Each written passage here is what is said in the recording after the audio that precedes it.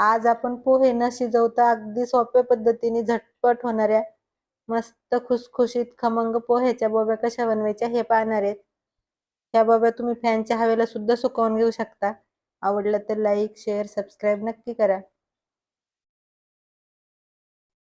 बोब्या बनवण्यासाठी इथं मी 3 वाटी पोहे घेतले आहेत आणि पोहे अगोदर चांगले चाळून निवडून घ्यायचे. तर मी अगोदरच पोहे चांगले चाळून निवडून घेतलेले आहेत. कांदा पोहे बनवण्यासाठी जे आपण पोहे घेतो तेच पोहे घ्यायचे आणि लगेच आता त्याच्यामध्ये आपण पाणी घालूया.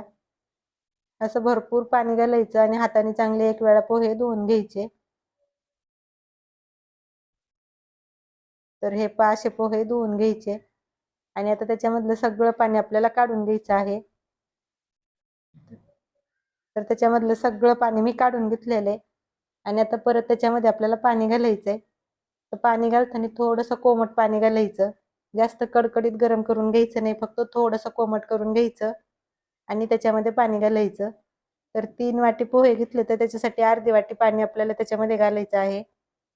तर हे इथं मी अर्धी वाटी पाणी थोडंसं कोमट करून घेतलं आहे आणि सगळीकडून असं पोह्यामध्ये पाणी घालायचं आहे आपल्याला, म्हणजे मस्त पोहे भिजतात. अर्ध्या वाटीपेक्षा जास्त पाणी पण घालायचं नाही. 3 वाटी जर पोहे असतील तर फक्त अर्धी वाटी पाणी घालायचं आणि पोहे भिजत ठेवायचे. पाणी जर जास्त घातलं तर पोहे वले राहतील आणि त्यामुळे आपल्याला बोब्या बनवताना व्यवस्थित बनवता येणार नाहीत. आणि आता ह्याच्यावरती झाकण ठेवायचं आणि 3 ते 4 तास पोहे भिजवून घ्यायचे. तर हे मी झाकण ठेवून 4 तास पोहे भिजवून घेतले आहेत आणि मस्त भिजलेले आहेत पोहे, अगदी आपल्याला पाहिजे असे. जास्त वल्ले राहिले नाहीत आणि जास्त कोरडे सुद्धा झालेले नाहीत. पोहे भिजून घेतल्याच्या नंतर तुम्हाला जर वाटलं पोहे थोडेसे कोरडे येतं तर परत वरून थोडासा पाण्याचा शिंतोडा मारायचा आणि 5-10 मिनिटं पोहे भिजत ठेवायचे. कधी कधी पोह्याच्या क्वालिटीवर थोडंसं पाणी कमी जास्त त्याला लागू शकतं भिजायला. तर हे मस्त असे पोहे मऊ भिजलेले येतं. तर लगेच मी सगळे पोहे दुसऱ्या एखाद्या भांड्यात काढून घेते. ह्याच भांड्यात आपल्याला पोहे चाळणीने बारीक करून घ्यायचे आहेत.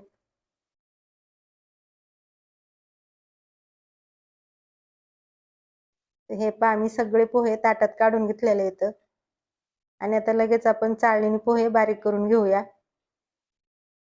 तर त्याच्यासाठी मी अशी एक पुरण वाटायची चाळणी घेतलेली आहे आणि ह्यानेच आपल्याला सगळे पोहे बारीक करून घ्यायचे आहेत. थोडेसे पोहे चाळणीत काढून घ्यायचे आणि एखाद्या प्याल्याने किंवा पळीने पोहे बारीक करून घ्यायचे.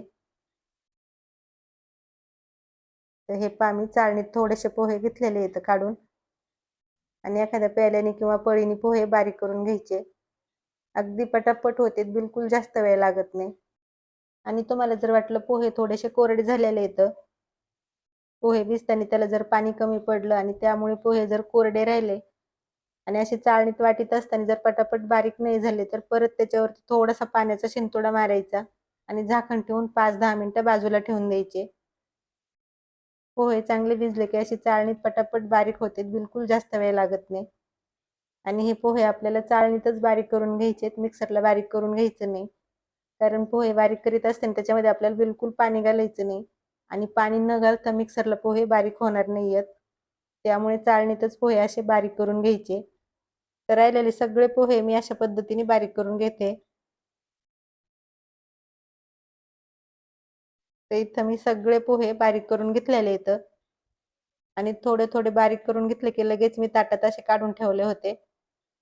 तुम्ही जर सुरुवातीलाच थोडंसं खोलगट भांडं घेतलं तर असे काढून ठेवायची गरज नाही.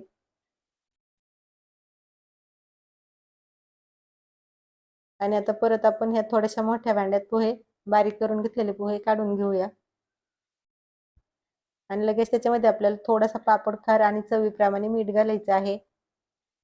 चवीप्रमाणे मीठ घालायचं आणि छोट्या चमच्याने अर्धा चमचा पापड खार घालायचा. एकदम मस्त बोब्या फुगतात. आणि तुम्हाला जर पापड खार नसला घालायचा तरी सुद्धा चालेल, फक्त मीठ घालून बोब्या बनवायच्या तरी सुद्धा खूप छान लागतात. मीठ घालताना थोडंसं कमीच घालायचं, एकदम जास्त घालायचं नाही.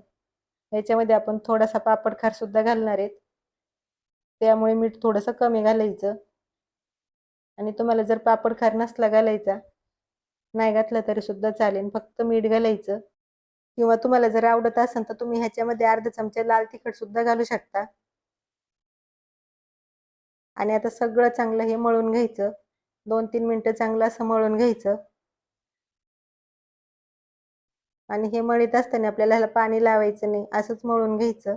तर हे पहा अशा पद्धतीने मस्त 2-3 मिनिटं मळून घ्यायचं, म्हणजे पटापट बोब्या बनविता येतात. तर इथं मी 2-3 मिनिटं मस्त असं मळून घेतलेलं आहे. तर लगेच आता ह्याच्या आपण बोब्या बनवायला घेऊया.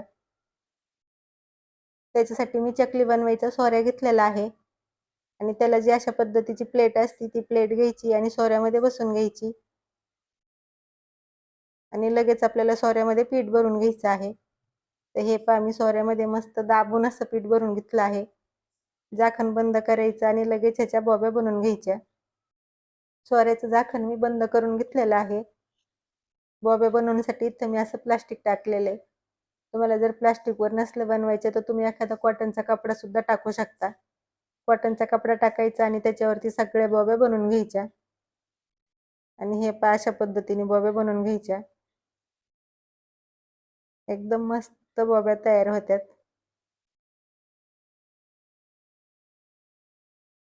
बोब्या बनवताना जास्त लांब लांब पण बनवायच्या नाही, जरा अशा मध्यम साईजच्याच बोब्या बनवून घ्यायच्या. तर राहिलेल्या सगळ्या बोब्या अशा पद्धतीने आपण बनवून घेऊया.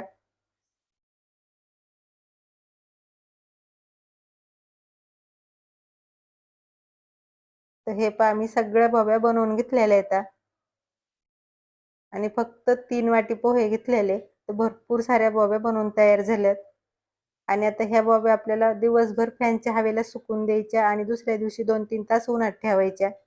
तर तुमच्याकडे ऊन येत असलं तर उन्हात ठेवायच्या, नाही ठेवलं तरी चालेल. फक्त फॅनच्या हवेने सुकवून घेतल्या तरी सुद्धा चालतं आणि ऊन येत असलं तर उन्हामध्ये थोड्या वेळ सुकवून घ्या. उन्हामध्ये थोड्या वेळ सुकवून घेतल्यामुळे बोब्या जास्त दिवस टिकतात. तर हे पहा मी 1 दिवस फॅनच्या हवेनेच बोब्या सुकवून घेतलेल्या आणि दुसऱ्या दिवशी ताटात घालून 2-3 तास गॅलरीत ठेवलेल्या. तर मस्त कडक बोब्या अशा वाळलेल्या येतात. तर थोड्याशा बोब्या तुम्हाला मी तळून सुद्धा दाखवते किती मस्त फुगत्यात.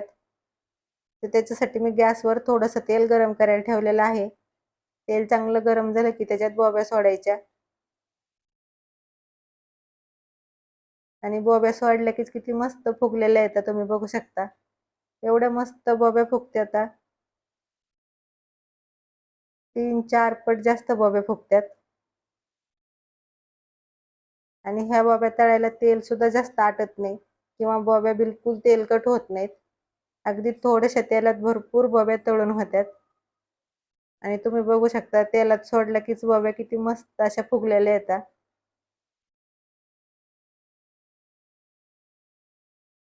तर इथं मी थोड्याशा बोब्या तळून घेतल्या आहेत आणि बोब्या बघताच तुम्हाला अंदाज येत असेल किती मस्त फुगलेल्या येतात.